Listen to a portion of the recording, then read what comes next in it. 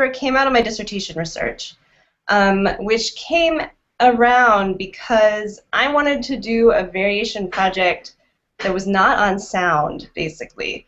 I went into graduate school thinking, wow, sound change is so cool and fun, and that's definitely what I'm going to research. And then as I went on, I started realizing, wait, everybody else is doing sound change, and it kind of lost its appeal for some reason. I still like it, and I'm still interested in it, but I think I kind of wanted to carve out my own niche. Sure. So I started kind of wondering what I could examine that was sort of at a higher linguistic level, and maybe incorporated morphosyntax a little bit. And Dave and Vic and I bounced around a lot of ideas, and one we landed on was auxiliary contraction that lots of people had looked at kind of in the theoretical linguistic literature, syntax, morphology people, kind of back in the 70s and 80s, and nobody had really done a big corpus study of. And so that kind of seemed ripe for research, especially because UPenn had a connection with the Linguistic Data Consortium, so we had access to all of these giant spoken corpora.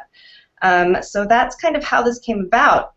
So I sat down and started listening to a whole bunch of people saying auxiliaries, basically, and then started to realize that it wasn't really a black and white issue between like contracted and not contracted, which is how many of the people working back in the 70s and 80s with just judgment data had been treating the variable as kind of either an A or B type of thing. And as you probably learned from reading the paper, people kind of do a whole range of different things phonologically where their auxiliaries are concerned. So there's vowel reduction, there's chopping off the initial consonant, there's chopping off the initial consonant and the vowel, and it wasn't clear how all of this fit into the kind of framework or the analyses that people had proposed back when they were just treating it as a two-variant alternation. So that was what this paper grew out of. So there was just, even irrespective of like the social or linguistic conditioning factors on the variation, there was just this kind of question of like, well, what is the variation in the first place? What's varying with what? What is the dependent variable? And so that's kind of what I needed to do first, and that's what that paper is. Great. And so the angle you took, though, was less like, well, maybe in your thesis you talk more about the sociolinguistic conditioning factors, but in this paper it's very theoretical. So you're looking at the formal framework that gives rise to the quantitative data.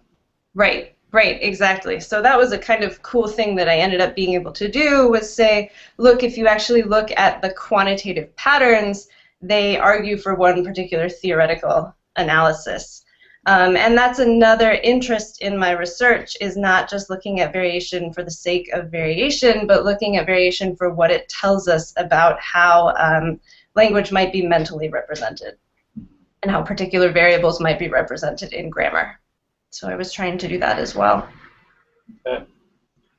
So maybe just to get started with the paper, then, can you give us just kind of a brief outline of?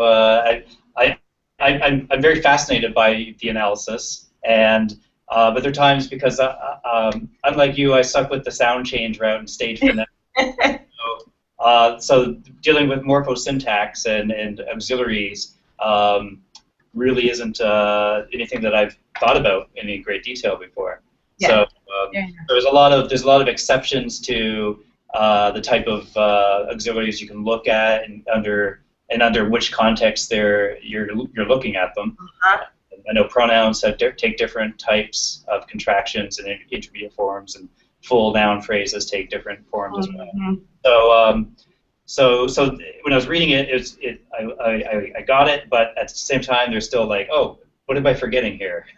So how did you keep it all straight? In looking back at the paper, I was kind of wondering the same thing myself. And I think it's the kind of thing where it started out simple and it kind of snowballed in some sort of way. I know that I started out just looking at auxiliaries after pronouns. And most pronouns end in vowels, but some of them don't. And that's where it starts to get complicated because of phonotactics and phonology and things. So you get, like, the pronoun it for the auxiliary has to contract onto it, has becomes z somehow, and then you just get it's, a nice little formed syllable of English. But say you have the auxiliary will or the auxiliary would, you contract those down to a single consonant, ul or duh, all of a sudden you can't stick them onto the pronoun it in the same way, right? Because a tla cluster or tda cluster is not going to be possible in English. So things start to get a little messier.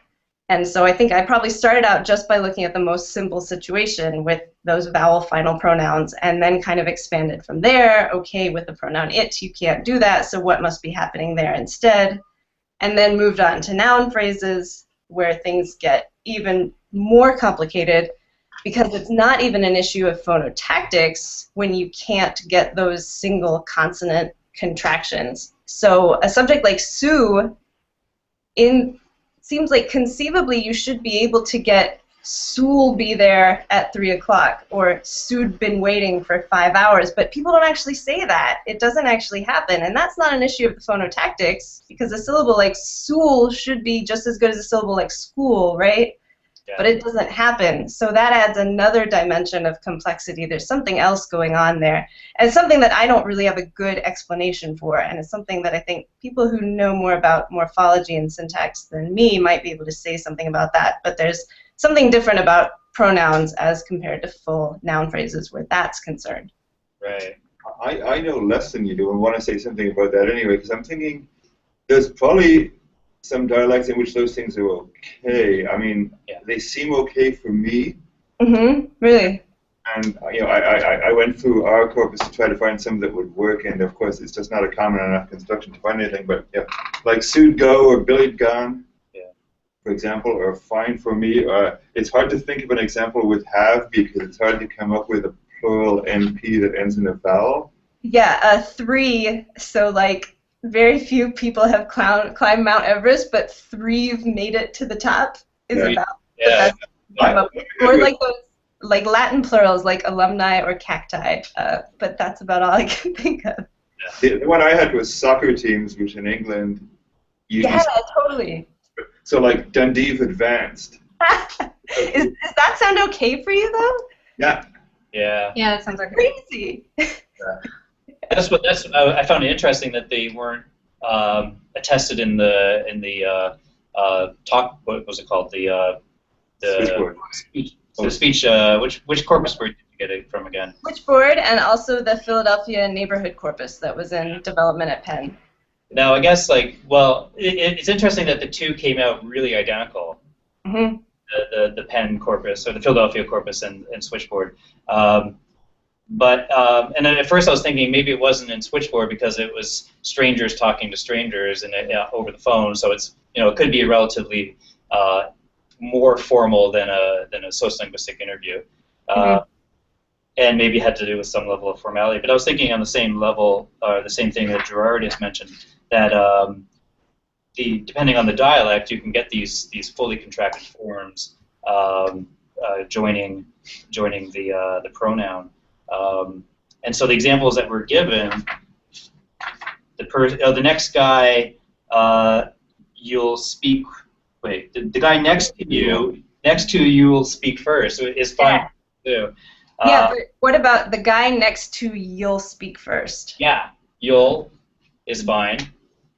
Even when it's embedded like that? The guy next to you'll speak first? Oh, the guy next to you'll speak first. No. That's right. So there's something else going on when the pronoun is like part of a bigger noun phrase. Right. You can't get contraction in the same way. Right. And this is all like kind of like surface level questions and stuff, but like in the first example of it will be a while before we get there, I think you, and again this is my own production, but I think you can get like a syllabic L, it'll, without having a vowel before it. Yes, and that's what I call. Well, okay. Okay. So I haven't been making a distinction between syllabic L and schwa L. Yeah. Notice that. Is such a distinction motivated, do you think? I think so, yeah. Because you can get like fiddle without a schwa between the flap and the L. Fiddle? But why isn't there a schwa there? I heard a schwa. Fiddle? Like,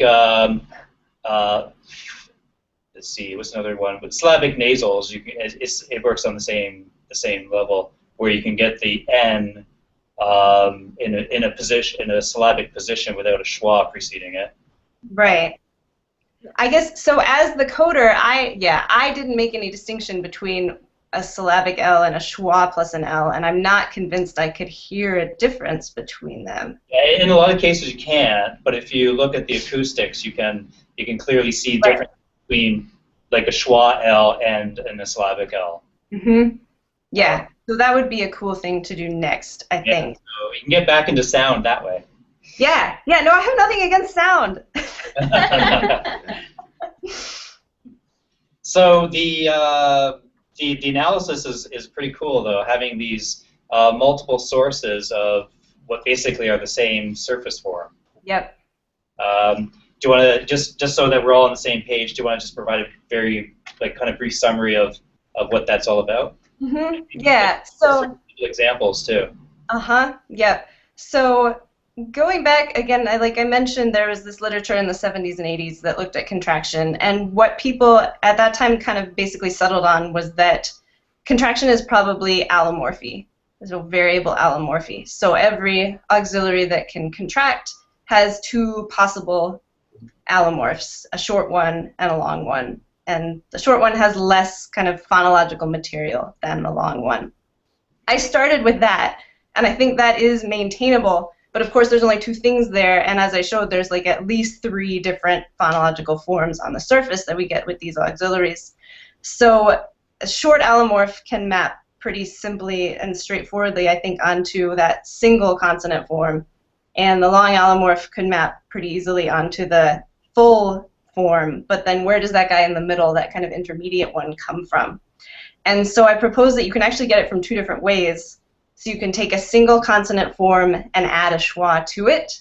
So like a single consonant L can get a schwa and become ol, or you can take a full form and take off its first consonant, and then you can get an intermediate form that way. So for instance, have can become of, or has can become us, with H deletion. And that's actually, H deletion is something that you can find elsewhere in English. So we can say, I was talking to him, or he's talking to himself. We can lop off H's on those function words. So that seems to be kind of an independently attested phenomenon. And so one of my, I guess, my favorite graph, my favorite figure in this paper, I really like figure 7. So on page 34, and this kind of kicked off another research direction for me. One of the variables that I looked at when I was doing this study, and I said earlier that I didn't look a whole lot at linguistic conditioning factors of contraction in this paper, and that's true, but on page 34 I did look at the length of the subject NP that these auxiliaries are attaching to. So these figures don't have any pronoun subject data in them. They're all non-pronoun subjects, and I coded them all for how long the subject was in words. So this is everything ranging from, like, you know, Jerry's a nice guy, to the person living down the street from me who I talked to yesterday is a nice guy, like these kind of crazy long subjects that you can get. And it turns out the longer your subject gets, the less likely you are to contract, but you only see that if you can kind of like appropriately define what contraction is and when you're seeing a contraction and when you're not. So under my hypothesis, it's only those short allomorphs that we don't like to insert after long subjects. So when you can correctly identify where you had one of those short allomorphs, you can see this effect. So for is in the top left corner there, where you only really get 2 forms on the surface, the full one is and the contracted one sa or za, when you oppose them to each other in the graph, like I did there, you get those sas and zas tapering off the longer the subject gets. With has, where you can get 3 forms after noun phrases, so a full one like has or huz, an intermediate one like uz without that H, and the contracted one like sa or za. Once you separate the contracted one, which you read through the paper is the only one that comes from that short allomorph, again it tapers off, so we're seeing a thing where these short allomorphs are just preferred after long subjects. And with will, where at least in this dialect you never get the single consonant forms, you don't get sul and you don't get bilil, you always get it with a schwa, right, like su'ol or billy-ol. that's the one that I propose is the short allomorph. Here, it just gets a schwa in front of it for some kind of mysterious reason. That intermediate form also tapers off as subjects get longer. But then with have, intermediate forms for that auxiliary on the surface come from two different sources underlyingly. So in addition to being a single consonant getting a schwa in front of it, they can also come from that long allomorph getting its H lopped off, from have becoming of due to that schwa deletion. That's not something that should have any effect of subject length going on. That's like a very low-level phonetic-y, surface-y type of process. And indeed, in that lower right-hand corner, you don't see any effect of subject length with those intermediate forms. And that, I propose, is because those aren't of the same source as the intermediate or contracted forms with the other auxiliaries. They're not just from the short allomorph, and it's only the short allomorph that has that length effect on it. What would happen to would there? Does it matter? Yeah, that's a good question. And the thing with would is that people are almost invariant with it. They almost only ever say would. So there was hardly anything to analyze when they actually said ud. By the analysis in here, it should look like will. Those uds should be the short allomorph getting a schwa in front of them. But there was just not a whole lot to study, which was kind of a bummer. I think, was there an issue there where people also don't use would very much? I looked into the frequencies of some of these as well. Because if you go back to, Figure 1 on page 24, would is also really low contracting after pronouns. So this was kind of another surprise when I did this study. After pronouns, there isn't a whole lot to look at because a lot of these auxiliaries contract almost categorically. So we really just never say, it is raining outside, or I will see you at 5 o'clock, right? Those are contracting like 90-something% of the time, except for had and would, which we actually don't contract very much. So if you look at the would bar in both switchboard and the PNC, it's like we only contract about 50-60% of the time with that guy, which is another thing that I can't explain, but we just don't contract would very much. So that, I mean, one thing I was thinking about in my dissertation was whether all of these, contraction of all of these different auxiliaries, we can call it one unified process, or do we have a whole bunch of contraction rules kind of floating around in our heads? And I never answered that.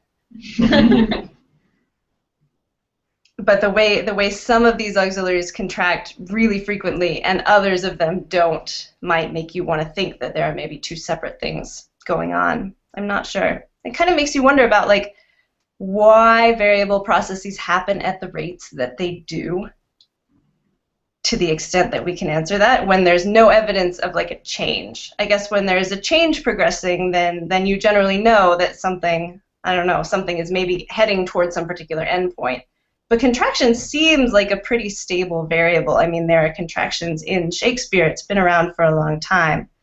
So in that case, why is there variation at all? I don't know. These are the mysteries that keep me up at night. Why does stable variation exist, you know, and why does variation happen the way it does? Right, and there's no stigma, prestige to contracting versus the full form, right? So there's... Yeah, I mean, it's interesting. I was definitely taught not to contract in writing, I know, in English classes and things, and I tried to look a little bit at style in my dissertation to see whether there are stylistic effects. I mean, again, for these contractions after pronouns, for most of them, they happen at such a high rate that it just kind of doesn't even sound like English to not contract, you know, it is, or he will, or she has. So I can't imagine that those would diminish in more formal contexts. I used a small corpus that we had at Penn of a woman who was a travel agent who was interviewed through the course of her day in 3 different stylistic contexts. She was interviewed at work, and then she was interviewed having dinner with her family, and she was interviewed playing a bridge game with her friends. So it's a nice way of getting one person in 3 different styles, and I didn't find any stylistic effects. That said, there wasn't a whole lot of data because contractions are one of those morphosyntactic variables that don't come up all that often. And comparing the different corpora to each other as well, so you can think that the PNC, the Philadelphia corpus, which is sociolinguistic interviews, might be a little bit more informal than the kind of artificial switchboard situation where you're just paired up with a stranger over the phone. But again, I never really found any consistent differences between those two either. Yeah, so it seems to be one of those sociolinguistic variables that is not really social at all. Is there anything like within, I don't know how much you hacked at this during the thesis that's not in, or during your dissertation that's not in here, but like would, for example, the difference between like a modal word and a habitual past word, or right. That would be fun to look at that you can think of? Yeah, yes. I remember starting out trying to code grammatical status of would, and that might have made it in, and there might have been no effect, now that I mention it, at least, because there's, like, imperfect would. Is that, like, every weekend we would go down to the shore, and there's, yeah, like, hypothetical, like, if I had $1 million, I would so-and-so. Yeah. Yeah, and I think the first one here is part of just looking at past temporal reference more broadly, and the only thing that seems to come out is that if you have would versus used to, people set up a whole long string of stuff with used to, and then they use would after that, and then the would reduces more as you go along. But we've never actually contrasted reduced. We've never actually done the math on reduced would versus full would in that context. So maybe we should. Yeah, I'd love to see that. And it reminds me of the way is has this famous effect of the following grammatical class. At least people have found this with studies of copula deletion, right? So copula deletion is more frequent when gonna or a progressive verb follows the is. When it's like, a real auxiliary. Yeah, right, exactly. As opposed to when it's a copula, right, with a noun phrase or an adjective coming after it. Copulas in yours or just auxiliaries? I use both, yeah. Oh, it is, okay. They're all in there, yes. I didn't discriminate. Yeah, and so I did look at that in my dissertation and did find what other people have found. Yeah, so you contract more when is functioning as an auxiliary with a verb after it, as opposed to when it's functioning as a copula with a noun phrase or an adjective. And that, I don't know if we have an explanation for that either, right? I can't remember. It's one of them. It's a finding that's been trotted out a lot in African American English research because it was integral to discussions of of the origins of African American English. But I can't remember if anybody ever had an explanation why. No good ones. Which also suggests you could try looking at British dialects where have can be reduced in its full form too, right? Right. Yes. Yeah, I would love to do that next.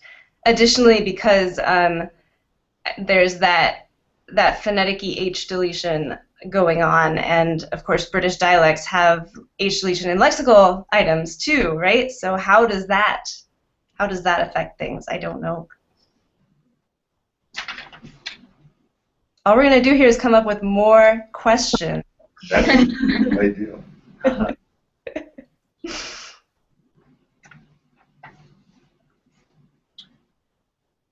Can we talk to you about stats? Yeah, you can.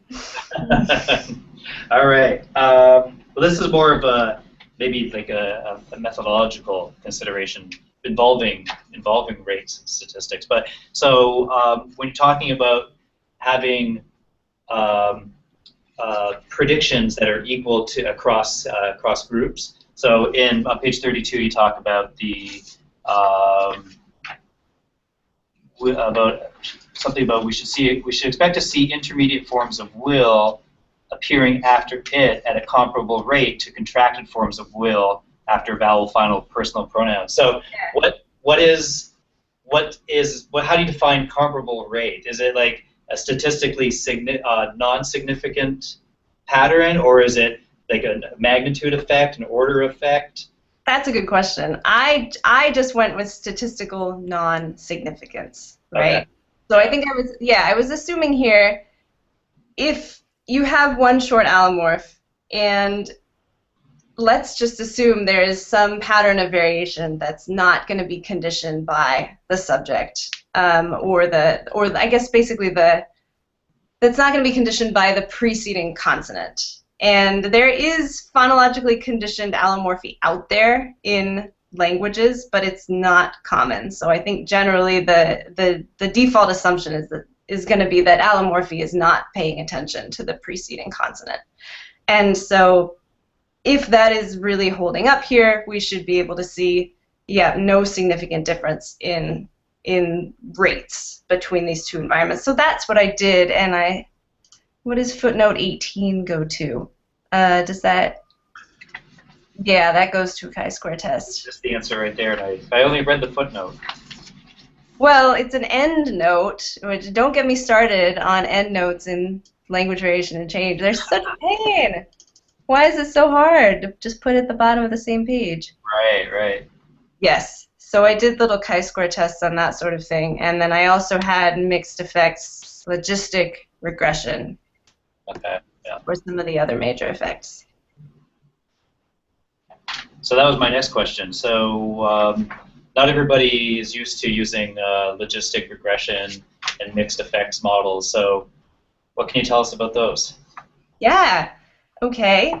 So logistic regression is what we use when you have a whole bunch of possible independent variables affecting the variation, and you want to know which of those is playing the major role, which, if any, and it can also be multiple ones.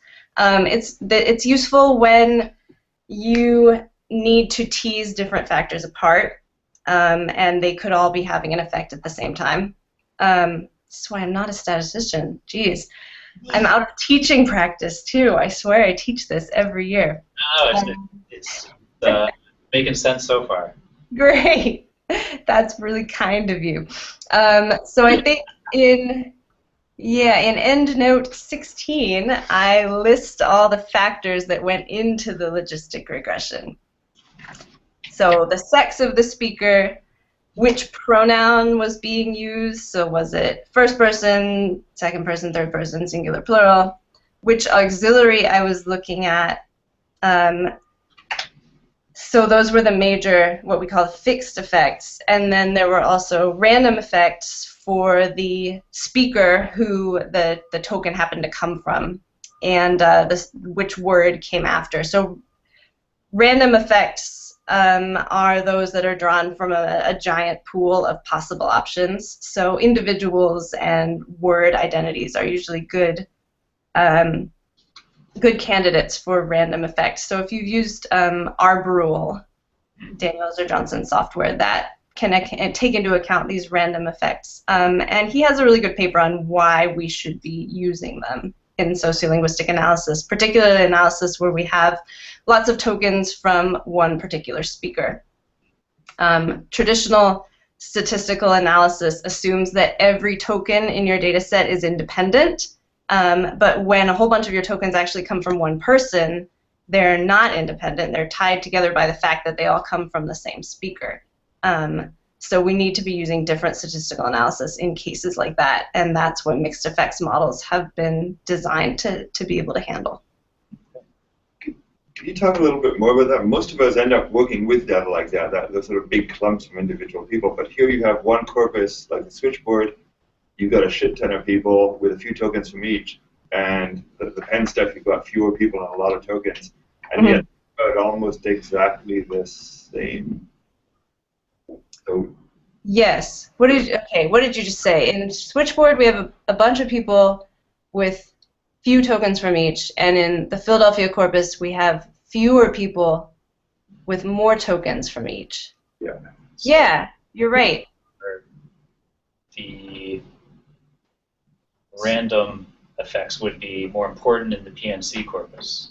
Yes, I think that is true. Yes. I think in using them with the switchboard data was more of a precaution than anything, because with the switchboard data, you end up with like 2 or 3 tokens from each speaker, but because those are only 10-minute conversations, that's about all you're going to get.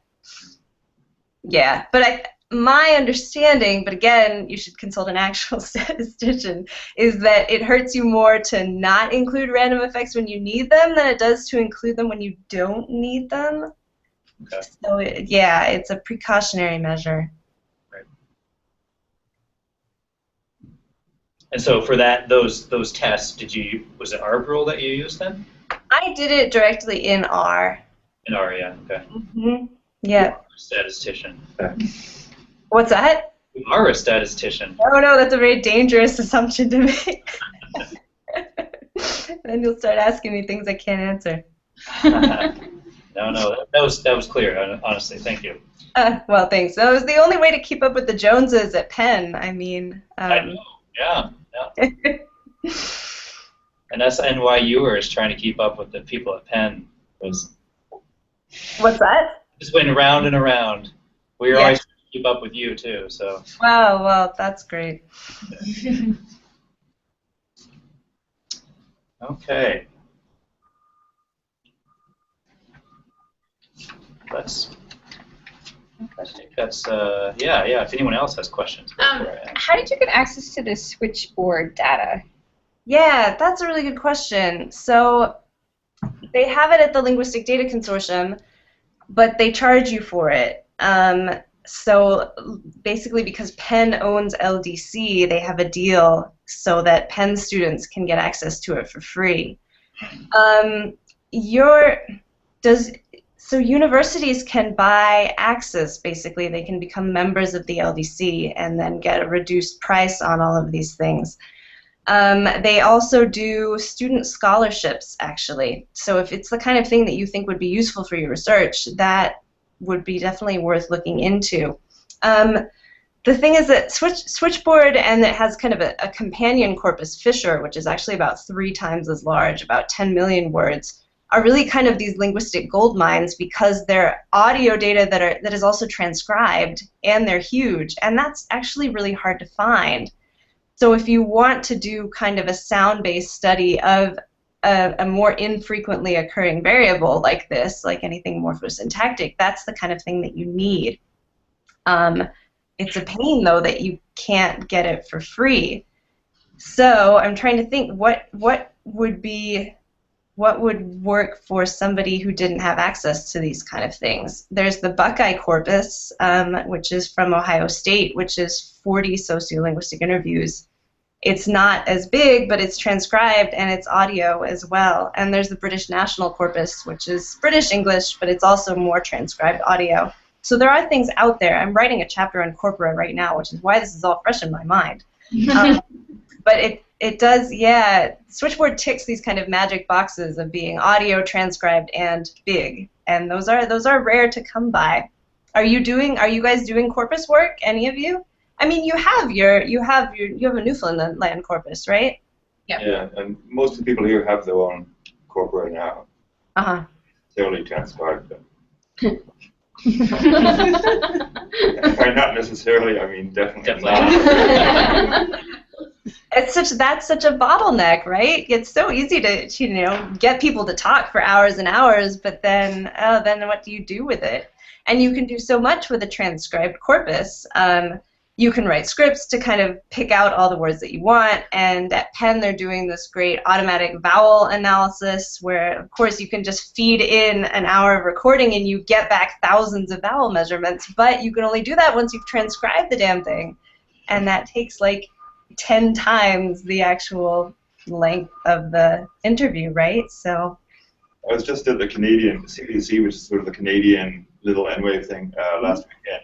And the people who had been using Fave were just raving about it. They were just giddy at having 47,000 tokens or whatever it is. Yeah. Yeah. Great for people working on vowels. Yeah, for sure. Yeah. Anybody have any other questions? One thing you could ask, the subject length stuff. I've counted subject length there by number of words, but there's so many other ways you can operationalize length, right? I have a question. Yeah. It's about subject length. No. Yeah, agree. I think you're arguing that subject length is relevant to the morphological end of it.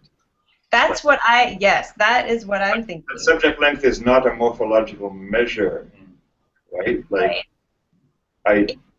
It can be, right? I mean, if it's number of words or number of morphemes or something, right?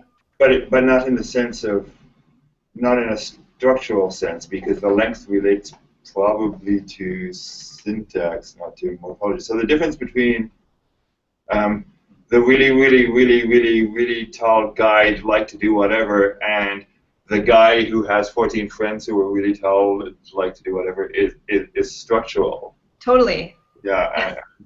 So this is something I've looked at in other work, is how do you tease apart all the different measures of length? Is what's going on number of syllables, like is it as small as number of syllables or number of phonemes, or I mean as low level as that, or like as high level as number of bracketed like phrases, number of maximal projections in the tree.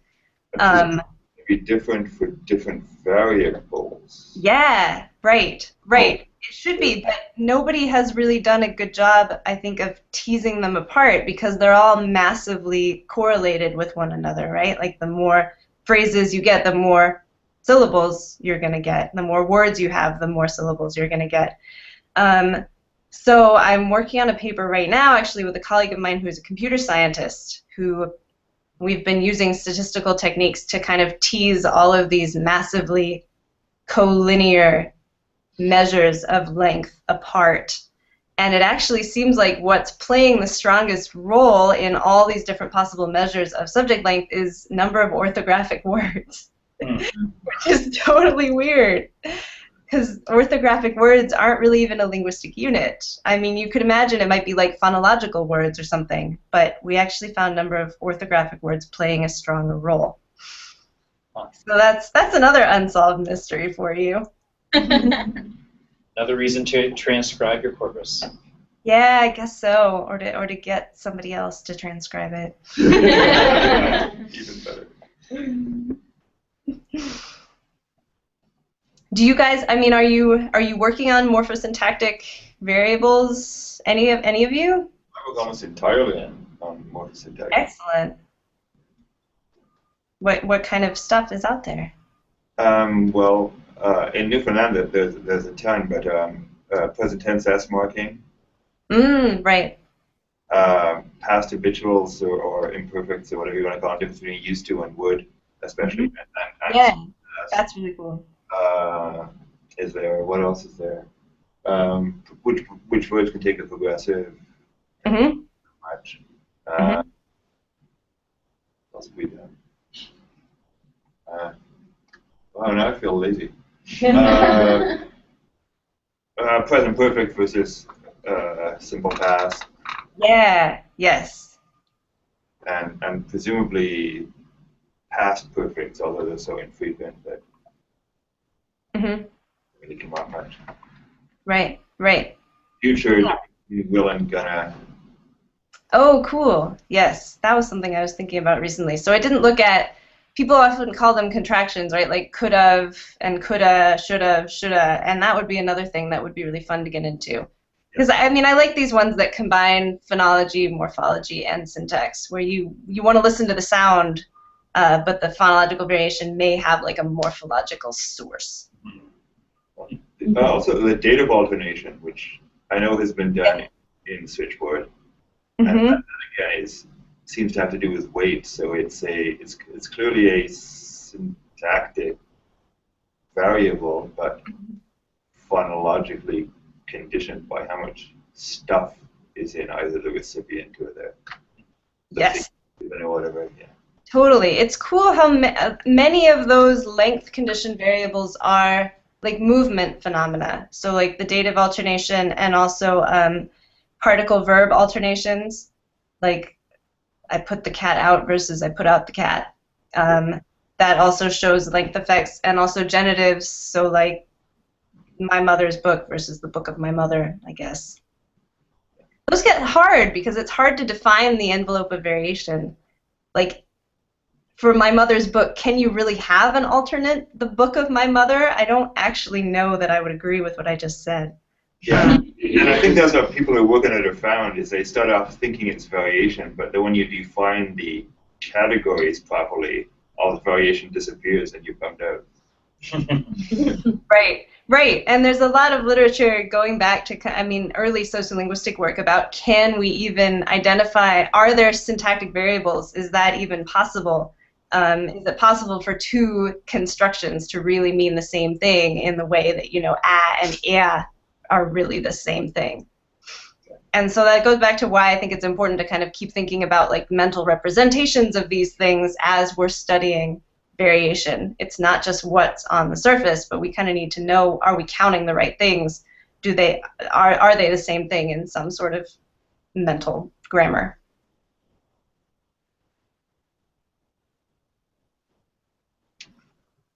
You mentioned Guy and Lebov's earlier, or Lebov 69. Yeah. And Guy. How does your work fit into the frameworks or the accomplishments that they put forward in those? Right, right. So let's think back. Lebov in 1969 looked at copulas in African American English, and he looked at copula deletion and copula contraction and found that they both had similar or the same conditions on their occurrence, and ended up wanting to say that they were related somehow in synchronic grammar, basically. So the same sort of thing. So using conditions on variation to argue in favor of some particular mental representation of these phenomena. And Greg Guy's paper looked at TD deletion in different morphological categories of words. So monomorphemes versus irregular paths like slept, and regular paths like walked, and found that there was an exponential relationship between the three different types, whereby you got the most deletion in monomorphemes, and then less in irregular paths, and then less in regular paths. And he pointed out that under certain theories of phonology, that could be naturally derived from the fact that a TD deletion rule would apply multiple times to a monomorpheme in synchronic grammar, less often to the pasts, and that could explain why you got the patterns of variation that you did. So I was trying to give another paper in that sort of vein, not just showing you get variation in this way, but trying to explain why the patterns of variation would be the way they were based on some particular grammatical analysis of the forms in question. But I'm wondering, like, how many variables can this work with? And what variables will it work with? Right. Deletion was a good one, and now you have auxiliary contraction. Those are two good ones. But is it the case that all of our variables that we look at, can they be quantitatively derived on these abstract principles? Right. One thing I've thought about this for is, well, I mean, you mentioned S marking, and so that could be something. I know in some languages, at least, there can be morphological sources or phonological sources, right? So I know that some of the work on Spanish S deletion has proposed that there could be an S allomorph alternating with a zero allomorph. But there could also be some sort of like phonetic or phonological rule of S deletion, and people have proposed this for TD deletion as well. There could be a zero morpheme, but there could also be, you know, something phonetic that results in us deleting our T's and D's. So if you could get maybe independent evidence on how often either of those processes occur, and then you could use that to tease out when you have one or the other. It's a little bit like what I'm trying to do with the H deletion in this paper. In other of my work, if H deletion is just kind of a low-level phonetic process that can apply to any of our function words with H, then we should be able to see the same rate of H deletion in pronouns like him and her and he and herself that we're seeing in these auxiliaries here. So that is work that I'm doing with Charles Young at the University of Pennsylvania, looking at H deletion and seeing how well the patterns kind of come out. Yeah, but I think it's important that we kind of think about the different grammatical sources of the variants that we see on the surface, and not necessarily think that they're all manifestations of the same thing in synchronic grammar necessarily. But I also just think it's fun to kind of be able to think about why any of this is happening, and to kind of bring sociolinguistics more in line with people who are doing formal linguistic theory, because we can all too often kind of be sort of islands of the people who are working with real data, and there's no reason it needs to be that way. I think we can kind of inform what each other are doing.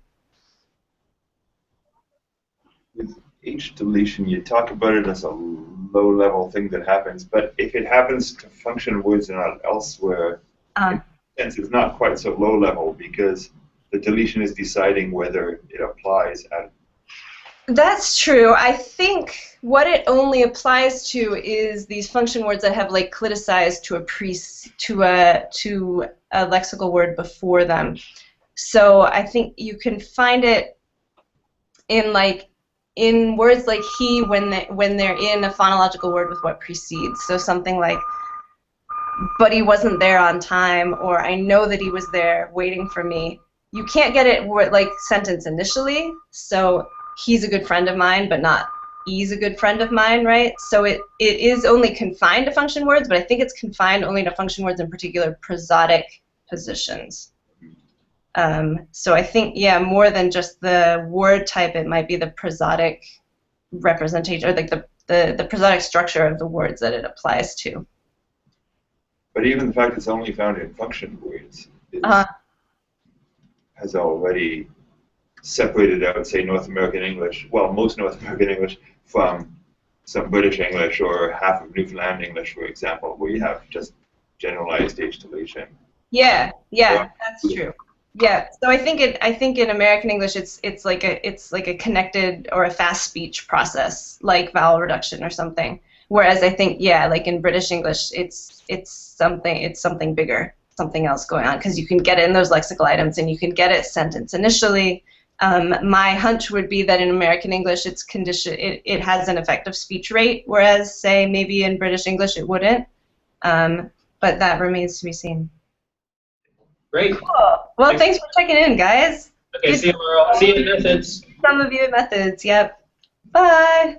See ya.